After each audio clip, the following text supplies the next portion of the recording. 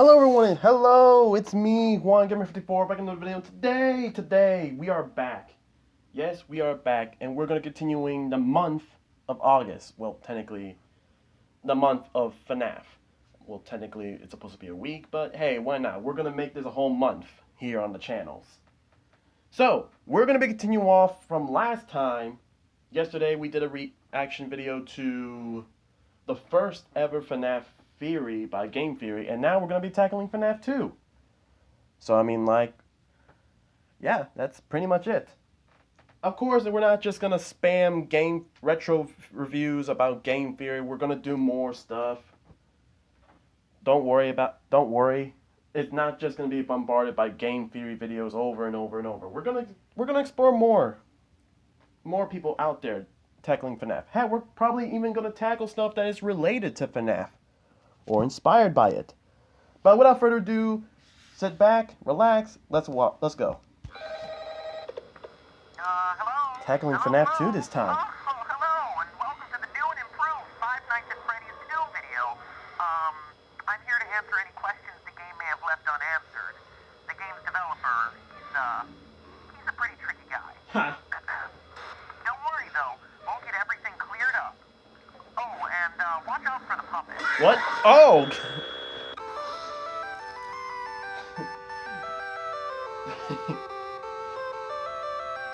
I forgot. That was the jump scare that made me not want to watch more. I really do listening to the intros. The old intro. Hello, intro. But yeah, I mean, it's crazy. Like, have you ever had that experience in your life? Like, man, I'm afraid of Five Nights at Freddy's, man. Like, because that was me. I didn't like FNAF back in the day. Like, I was just too scared to handle it. I remember that I will avoid the toy section when I see those FNAF characters. Like, basically, I even moved the box that hold them. I made them look the other way. Not look at me at all. I was that paranoid back in the day. It's crazy how I changed from now loving to FNAF to the extreme. But anyways, let's continue. Welcome to Game Theory, the show that promises not to include any more gratuitous jump scares, unless that's You just lied what I to me. want you to think, so I can lull you into a false sense of security and scare you again. But I wouldn't do that. I'll just let the uncertainty of whether a jump scare is going to happen or not drive you insane for the rest of this episode. Wow. Man, I love reverse psychology. You know what else I love?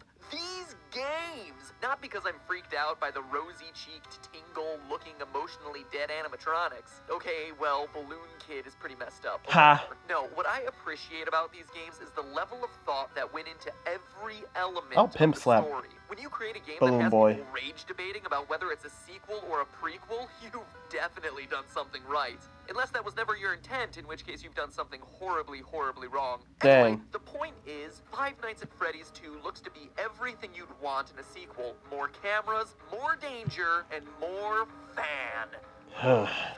But that also comes with more questions. Questions about the game's lore. And while others will provide you with the jump scares, I provide you with what everyone really wants, answers. Well, maybe not everyone. What an elite, Ha. educated subset of you really want, Answers. So grab yourselves a slice of Freddy Fazbear's signature pizza, because we're about to dig in. Ugh. Tastes like cardboard. Let's get the Ew. big one out of the way first. Is the game a sequel or a prequel sequel? And what I mean by that is, contrary to popular belief, just because it has a big 2 slapped next to the name doesn't automatically mean the game comes after the first one in a timeline sense. It's a sequel, yes, but it tells a prequel story. Take, for instance, these all-time classics. Psycho 4, The Beginning, Lion King 1.5, and Yeah. the actual all-time classic, Godfather Part 2. All of them sequels that just so happen to also be prequels. It's not mutually exclusive. So where's Five Nights at Freddy's 2 fit in? Knowing its place in the timeline is crucial for understanding its story. Well, to figure that Yeah. out, let's focus on the paycheck you receive at the end of your 5th night. The date places the events of the game in 1987, a whole 6 years ahead of when we determined the first game took place in our first video. Yeah. Sounds like a prequel, but we found that date in the first game by calculating Mike Schmidt's hourly pay and comparing that to the minimum wage of the 90s. If Scott Coffin, the game's developer, is just picking random numbers for the payments, this bit of evidence would be meaningless. Except that he's not. At the end of Five Nights 2, you get paid $100.50. Divide that by the 30 hours worked, and you get $3.35 an hour, the exact minimum wage for 1987, which means that us using minimum wage calculations to identify the year of Five Nights 1 is a perfectly valid way to prove it, and shows that it takes place after the events of Five Nights 2. Still don't believe me? Players brave enough to survive the extra Night 6 are rewarded with a bonus check and a newspaper clipping that says the toy robots are getting scrapped, and that the old ones are going into storage for a new, smaller scale version of the restaurant. That would explain. Dang, I will never forget that people keep dogging on toy animatronics for just being bad at their job. Dang, William Afton was playing high tier level chess to like evade them, but you know, I digress. But still, though, it's crazy, and like at the end, we all like dunk on the toy animatronics. Sorry, The Mangle. old models reappear in Five Nights 1, and the toy models don't. And notice how it mentions a smaller version of the restaurant. The building in Five Nights 1 is significantly smaller than the setting of Five Nights 2. True. More evidence? What about the fact that on the first night in the office, the phone guy explains that the robots used to walk around during the day just like they do in Five Nights 2, but not anymore? Or the fact that phone guy dies in the first game, making it hard for him to also be the phone guy in Five Nights at Freddy's 2 if it takes place after. Call me the Phantom Menace, cause every way to Sunday, this game is It's a prequel. So with that revelation out of the way, we're able to piece together the rest of the timeline and dig a little bit deeper. Posters everywhere in Five Nights 2 welcome you to this new location, implying that there was another Freddy Fazbear's Pizza somewhere before this one. Additionally, Yeah. the phone guy makes reference to it on night 1, mentioning the old location and how it was left to rot. So we know that there was one Freddy Fazbear's Pizza for the first game, one for the second game, Yes. and one that came before both of them that we've never seen. But even before that, the phone guy also mentions an even older restaurant called Fredbear's Family Diner, which, aside from its confusingly different name, also had different owners. So let me recap. There's the restaurant from the first game, which is the Yeah. last in the timeline. The one that you're currently working at in 1987 in Five Nights 2, an older location of Freddy Fazbear's Pizzeria left to rot, and the original Fredbear's Diner. Jeez, I hope you're still with me, because this is more complicated than the Zelda timeline. Oh, no, Anyway, the it's Zelda at this timeline was first worse for location, me. the diner, where the whole story begins. Submitted for the approval of the Game Theorists Society, this is the true tale of Five Nights at Freddy's. I When you bet. die in Five Nights at Freddy's 2, before you've even gotten over the jump scare, you sometimes get a screen like this. Oh, turn it off! Turn it off! It's too horrifying! That, youngsters, was E.T. for the Atari, a console that came out before the NES. Yes, around the same time as the dinosaurs. It's widely considered to be the worst game of all time. The worst? Hence me reacting in a horrified manner. See? Humor, folks. But seriously, you get these disturbing worst? death minigames which, Even true to bad the than 1987 setting, Suicide use Squad? Atari-esque graphics to depict various horrific events. All the while, a creepy robotic voice spells out letter by letter things like help them, save them, or save him. These death minigames are the most important piece in figuring out the true story behind these games. Let's start with this one. Alright. This death minigame has you playing as Freddy, taking cake to screaming children at a birthday party. Uh-huh. As Freddy rushes around trying to keep the whole party happy, a single sad child looks on from outside, when suddenly you're powerless to do anything but look on in abject horror as a purple man pulls up in a car, murders the child, and drives off. It's my belief, loyal theorists, that this game takes place at Fredbear's Diner, and is chronologically the first event that we see in this timeline. How do I know? Well, it's a small... I mean, if we're going by the ultimate timeline, pretty much, yeah. Charlotte was the first. She did end up getting taken out, but technically, yeah, she was the first. She had to be the first because, like, how else would the other missing children ever get their give life to them, So, yeah. establishment, and there's only one animatronic. Freddy, as opposed to all the other games which show other robots. But more importantly, this murdered child is the one that sets everything into motion. One of the new tasks added to Five Nights at Freddy's 2 is you're also wiring a right about that. mysterious music box Kinda. that we're told placates one of the animatronics. If you fail to wind the music box, what you're introduced to is this terrifying thing. The puppet looks like No-Face from Spirited Away. What else he looks like? Take a look at that murdered child again. See how his tear tracks remain visible on his face, even after he's dead? If we assume that they'll continue to stay with him into the afterlife, we can make a pretty good case that this kid's murdered spirit eventually found its way into the puppet animatronic. But that's not all. What jump scare happens after this Save Him minigame? After seeing this tear-stained child's murder reenacted in 8-bit, the puppet jumps out of the screen and attacks you. Coincidence? I don't think so. That incident marks the first time the chain is ever associated with a violent act carried out against a child, and we can infer that it was this incident that caused the original owners of Fredbear's Diner to sell off to the company now known as Fazbear Entertainment.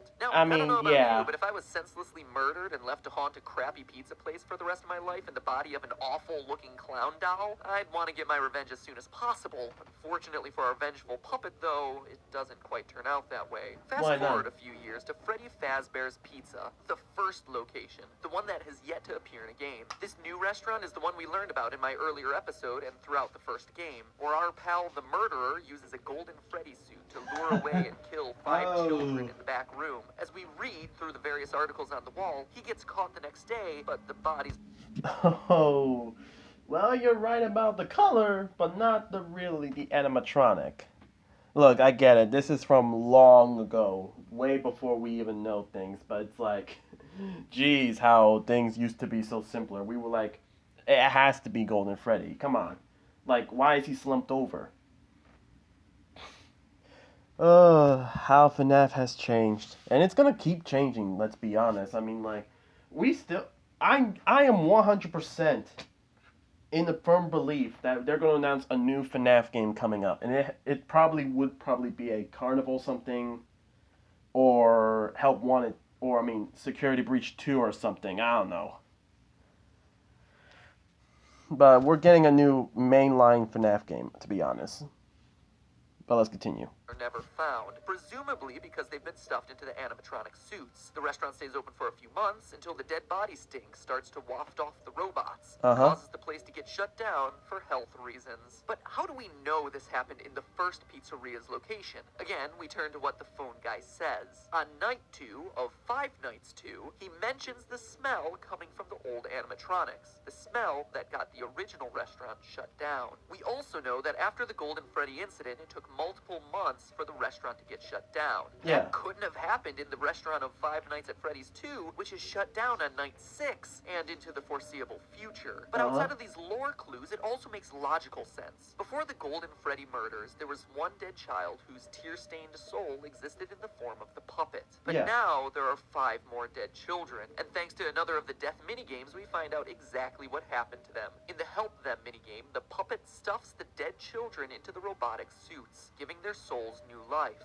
And preps them for their eternal mission of vengeance. But MatPat, you say through your chattering teeth, there are only 4 dead children in that game. To which I tell you, look closer, if you dare. For the you had me this one time. Before Golden Freddy's head jumps out and attacks, features the lost 5th dead child. And what's... I'm not gonna lie, this was the one video Little Me gave a chance with this second one. I looked in, and boom, Golden Freddy came out, and I lost it. Oh no, the memories.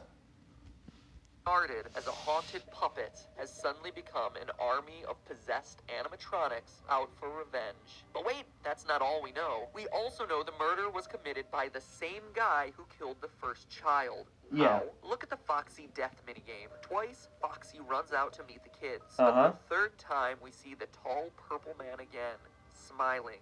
Foxy goes into the other room to find 5 dead children. The man in purple strikes again. Skip ahead to 1987, finally bringing us to the events of Five Nights at Freddy's 2. The old animatronics have been retired, and the cute new versions of all our favorite friends come equipped with facial recognition software that just so happens to be connected to a sex offender database. Seems like an oddly specific detail, right? Until you consider that the last restaurant was closed for having children get kidnapped and killed by an employee. It's Yeah. a safety measure. You see how it all ties together? So you have some animatronics possessed by vengeful spirits and another batch on the prowl for predators. But that doesn't stop our friend the Purple Man from continuing his life's work of murdering Purple children guy. at Freddy Fazbear's Pizza. As we learn from the phone guy on nights 4 through 6, the new restaurant is once again under investigation as, well, I'll let him explain.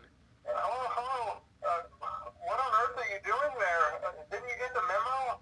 One memo. The place is closed down, at least for a while. Someone used one of the suits. We had a spare in the back, a yellow one. Someone used it. Now none of them are acting right. The Golden Freddy Killer struck again. The final death minigame also supports this. You, as Freddy, must walk through an exact replica of the building. Animatronics all in their proper places, seeing the 5 dead children spread out through the various rooms. And based on what Phone Didn't Guy even says, hide it seems this like time. the guilty party was the former night guard, the one who moved to day shift and the one your character replaced. I mean, Phone Guy makes plenty of uncomfortable references to suddenly having an available position during the day. When we get it all sorted out, we may move you to the day shift. The position just became available.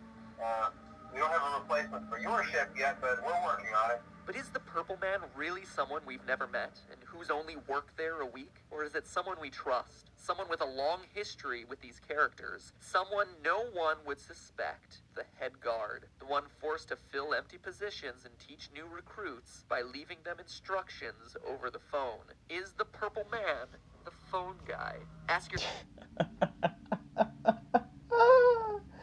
Well, about that, no, I don't think the phone guy is the purple guy. But we are getting a new FNAF book calling the week before. I know you guys are excited about that one, and I'm excited to get my hands on it too.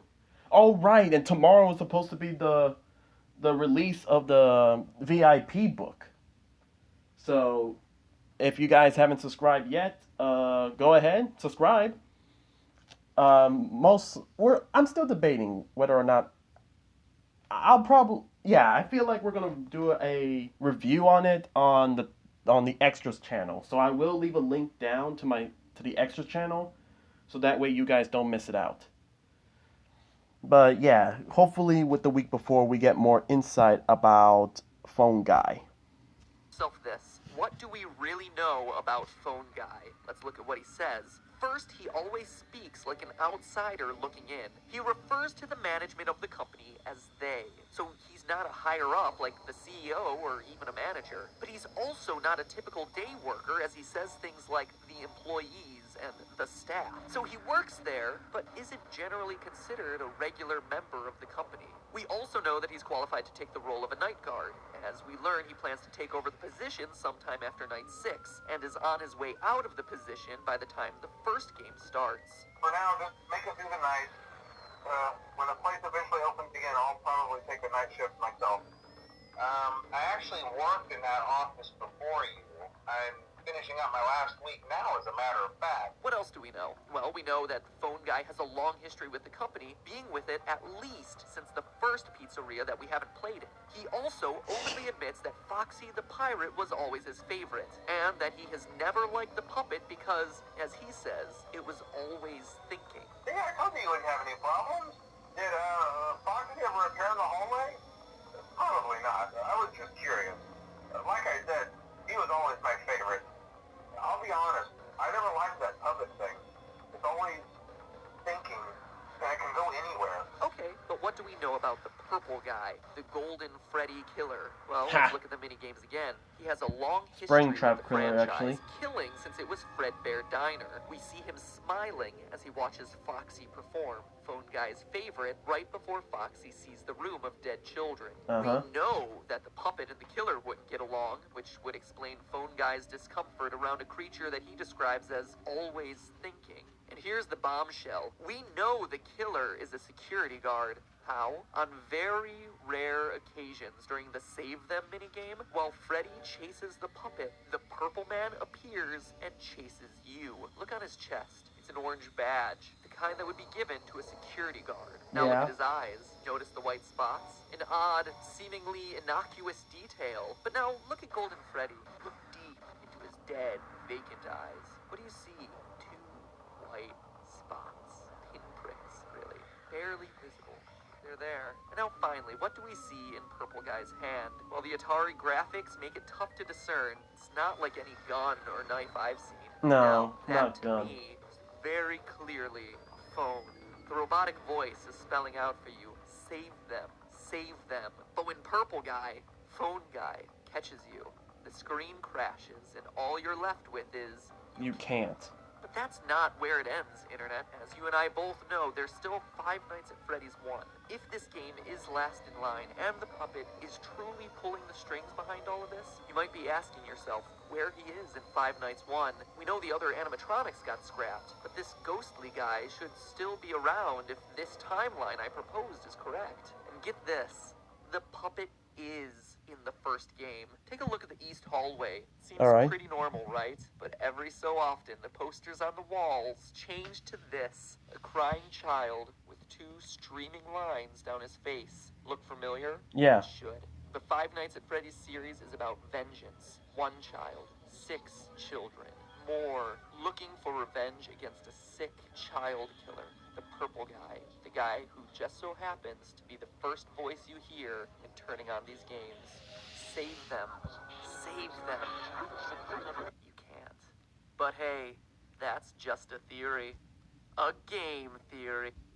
Alright, so that's gonna be the video, guys. Thank you guys so much for watching. Make sure you like the video so I know you guys enjoy. Comment down below. What do you guys think? Now, obviously, I want to make it clear, we're not just going back and watching old FNAF, old Game Theory FNAF videos. I will be mixing it up. We're just, going back to where it all began, We're still gonna be, we are gonna be looking at other creators. There are actually some creators that I actually want to tackle with, seeing their work out there, because I do see their stuff from time to time. And, I figured, yeah, it's FNAF. So, and this is going to be the month of FNAF, so, why not, right? But, yeah. Also, be sure you also be sure to subscribe to the 2 channels that I'm going to leave in the link in the description box below. Be sure you subscribe to Alex the Wolf. That's where we're going to be doing a lot more read-throughs about FNAF. We're talking the FNAF movie novel. We're talking about Fazbear Frights. We're talking about Tales from the Pizzaplex. Heck, I'll even throw in the old novel trilogy. Haven't read them in a while. So, why not? Let's read them. And check out Alex the Wolf. And I guess Eminem as well. Alongside the read-throughs and Alex the Wolf, we're also going to be doing some gacha stuff. Because it's been a while since I last done that. We got a lot of music videos coming out, as well as some little animations and stuff. And, some extra FNAF content. Coming at the 3rd channel, One Gamer Extras. So, this is One Gamer 54, signing off.